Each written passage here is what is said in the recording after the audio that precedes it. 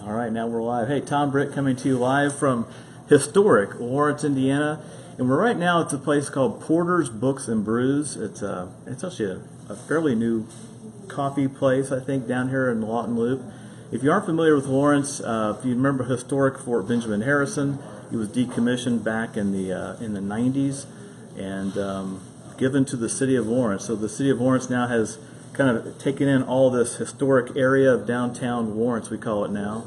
And we're now joined with the mayor of Lawrence, Mr. Steve Collier, and also got Trace Yates, who's the executive director of the Lawrence Greater Chamber of Commerce. So welcome, guys, and thanks for having us down to Lawrence. Thanks for coming out. My old stomping grounds. I actually spent a lot of time down here until we moved just 2 miles north. It's we'll reel you back in here shortly. Well, it's amazing what a lake will do for you. It kind of has that natural barrier effect. Yes, indeed. But you know, Lawrence, I was a Lawrence resident for a long time. I voted for you in the last election. You're welcome.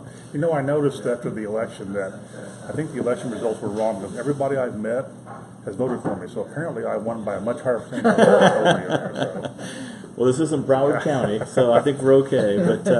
But no, we had you guys have done an amazing job, I think, in Lawrence, and I really sense a lot of momentum. You've been mayor now for 2 years and a month. So what did you walk into, and kind of what's happened in that last couple of years as mayor? Well, I think what I basically encountered was not unexpected. However, there are a couple of events that the last month or so before I took office put us in a little bit of a hole. But we climbed out of that pretty quickly.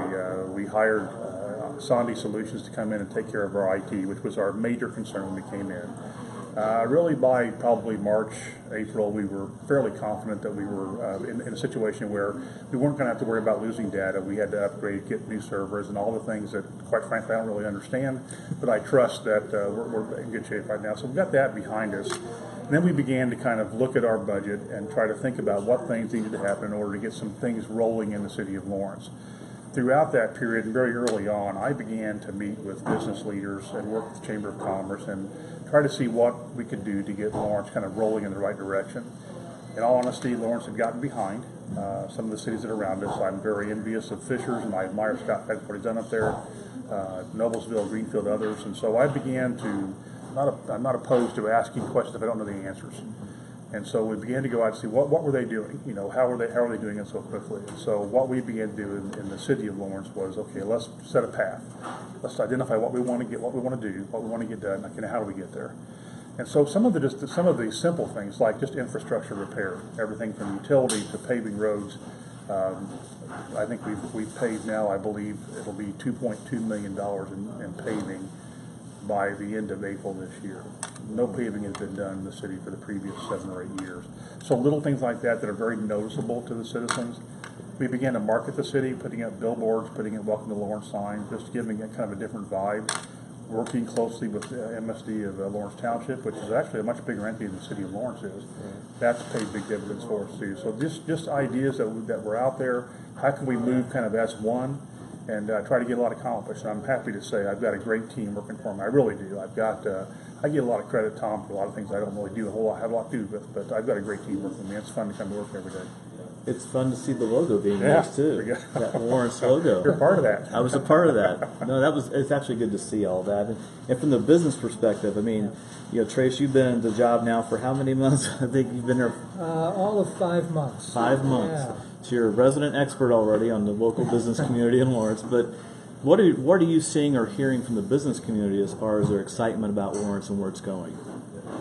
Well, there's a lot of excitement. You know, we talked a lot about in Lawrence that it is a small town, all the feel and charm and community of a small community, but you know, big city attributes because we're so close, obviously, to Indianapolis and downtown and other amenities. But the nice thing about that small town community is folks are very loyal and proud of their Lawrence roots and proud to be part of the Chamber of Commerce. Some of my first initial steps have been to go out and meet as many of those people as I can to thank them for not only their membership with the Chamber, but supporting our community. And so how does chambers nationally are struggling in some respects because they're seeing other people, other networking groups come about. They see other opportunities to do things that maybe the chambers were the only people in town 10 years ago doing it, and now everybody's doing it. So how do you keep membership engaged, and how do you keep the business community engaged in a place like Lawrence? Is it just by default because of natural affiliation people have to their city? Does that help that, or I mean, how do you do that? Oh yeah, I think it's a big help. Again, back to people being so deeply connected and proud of their roots here and part of the community. Helps. It's a tremendous help. But I think going forward, there's a real, I think what you said is exactly right. There are lots of opportunities now for networking and lots of programming choices that folks have, business owners have, corporations have. And that's a big opportunity that is in front of us at the Chamber, is how can we improve those things? How can we raise the level of programming, for example? What do our business partners and what do our Chamber members need to be successful? And we have, it's one of the challenging things about a Chamber is you have, big corporations, Community Health Network, Monarch Beverage, big companies, but we also have a lot of entrepreneurs, a lot of 1, 2, or less than 10 employees in an organization. So there are lots of needs between that range for sure. So it's about getting to know what these folks, what's important to them, and finding resources that address those things. I think Trace kind of alluded to this, but we do have this kind of small town atmosphere in the city of Lawrence, and we're proud of that, and we're proud of what the city has done. The reality is we're a city of nearly 48,000 residents, so we're the 18th largest city in Indiana. So even though we cling to this ability, this small town feel, and we're proud of our July 4th activities and our Community Safety Day and all these things that kind of make us appear to have kind of this community spirit. The reality is we're a pretty big city, and we have to kind of step up to the plate. On that. And speaking to that, Lawrence has a lot of amenities and things that no other city around has. When you think about Fishers, there's not a lot of history going on in Fishers. You have to go back to the McDonald's and Shell station off 69. That's about as far back as most people can go. When you talk about Lawrence, you've got a really deep history here. Talk about some of the things when you're out talking to new businesses that are looking to move here.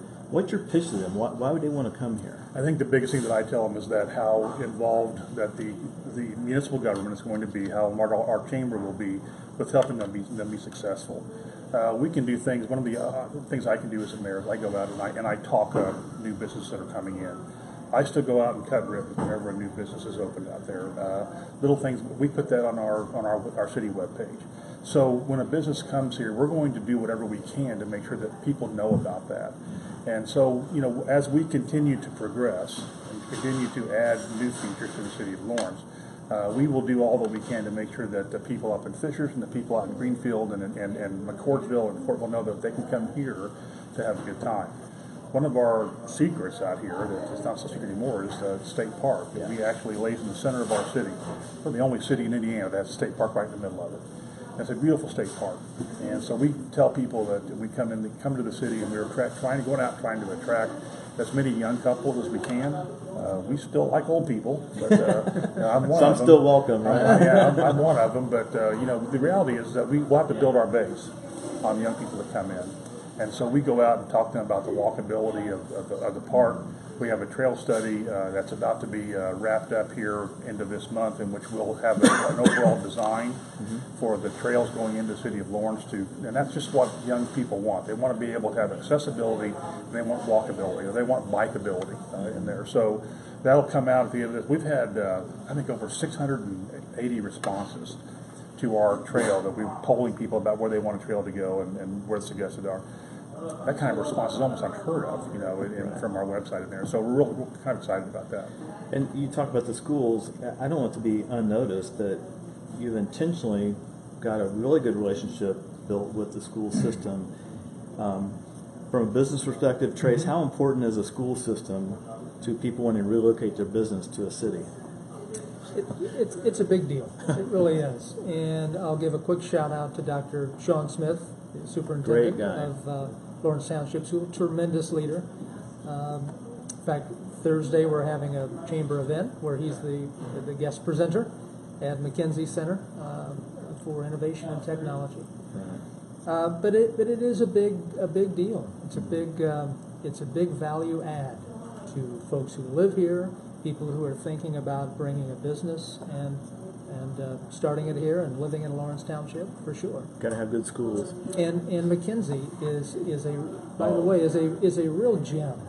It really is. To this community. And when you talk about the issues that kids are having now coming out of high school, they really can't afford a college and aren't seeing the payout to go to college. To have a school like McKinsey in your school district to put your kids in high school into is a phenomenal asset. And Steve, what exactly have you done with the school system? I mean, are you meeting with John Smith every day having coffee? Once a month. Once a month. Okay. But I kind of had a little bit of advantage. I mean, I remember I retired from teaching in Lawrence Township, so I knew 6 of the 7 people that were on Dr. Smith's staff along with him beforehand. So it was easy to develop kind of that rapport between the two of them. There are a number of things we're doing. Everything from our Welcome to Lawrence signs that includes Lawrence Township accomplishments and so on, to actually looking down the road, developing a joint project between Lawrence Township and the City of Lawrence, a joint operations center, economy of scale. But even more of that, in terms of the McKinsey Career Centers coming up, one of the things that we're going to be advancing in the next year or two is actually to try to develop a trades district in the City of Lawrence, right along Pendleton Pike, just off 45. That's going to be a big deal for us. We have an anchor that's coming in for training. He wants to put a hotel right there on the exit. But to your point, we're trying to get a situation in which we can train Indiana's workforce to be able to take the jobs that are out there. Governor Holcomb has got the figures that kind of match this, but we have a tremendous number of Hoosiers who are looking for jobs. We have an even higher number of jobs that are available. The trouble is we can't match up those unemployed Hoosiers with the skills for the job that are necessary. It doesn't have to be a college education, doesn't even have to be an associate's degree, but they have to acquire the skills. So in working with McKinsey, I mean, we're trying to get a situation in which we can train people, not just young people, but people who are, chronically looking for jobs. Say, come here, come to our area over here in Pendleton Pike. We'll train you to take a job that we know is going to be available to you, and we can place you in those jobs, not just in Lawrence. Certainly, we need it over here in Lawrence, but also throughout Central Indiana. And what's the timeline on that? You said next couple of years? Fingers crossed. Yeah. We got the anchor coming in by the end of this year. Once the anchor's in, we begin building on the lots that we own just across from Menards. And then we begin to develop Record Street, which will be the main thoroughfare into the trades district. It's going to be a multi-million-dollar project that we'll do. Now, we'll do that in conjunction. That'll be a private-public partnership. Can't do it without it. We're not like anybody else around here. But we think that once it gets started, it'll move pretty quickly. We've already got our utilities in there that are making plans to put in larger water mains and larger sewers to take care of some of the larger businesses that are going to come in there. So we're planning ahead with the idea that people come in there. We've already had people begin to move into what's going to be the trades district right now. And so we think that the excitement is out there to be able to get that project moving along at a pretty good clip. That's cool. I didn't know about that. So in closing here, we got to wrap up because we're on Facebook and you can't talk that long on Facebook. But Steve, what's your pitch? If somebody's watching this video and they got a business that's growing and they're looking to move it somewhere, and we'll keep it close to Indianapolis, but they're looking between, looking at Fishers possibly, maybe they're looking at Carmel, they're looking at Lawrence. What's the pitch that you have for Lawrence to get a business? I bring them in here and just make them get in my truck with me and we drive around, and I show them what we have, our assets are. I show them how close we are to access to 465. We have 2 different great roads that get to 465. I show them, I take them back here to State Park. We drive around Fort Harrison. I take them out along Pendleton Pike, all the way up to Carroll Road, and show them how much activity is happening here in the city of Lawrence. I also make them feel like that we genuinely are interested in them coming into the city. And they're not going to just open something up and us not be out there with them, helping them open it up. The most recent ribbon cutting I had was our street member that opened up right through the corner of Fort Harrison. There must have been probably 45 or 50 people there. That was a part of that ribbon cutting in there. So those are things I think that other businesses see, and they say, okay, when we move there, we're going to have a lot of support from people who can help us. Mm-hmm. So they're not coming in solo and have to just do it all on their own. No. And Trace, from your perspective, from the chamber perspective, I mean, maybe I got a business in Lawrence already. Maybe I had a membership 3 or 4 years ago. It's kind of lapsed. What's the pitch? What's happening this year maybe? What's ways people can get engaged with the chamber and what's your pitch to them to maybe join the chamber? Well, I think it's to celebrate who we are and the history of traditional strong business segments here in Lawrence, and also looking toward the future.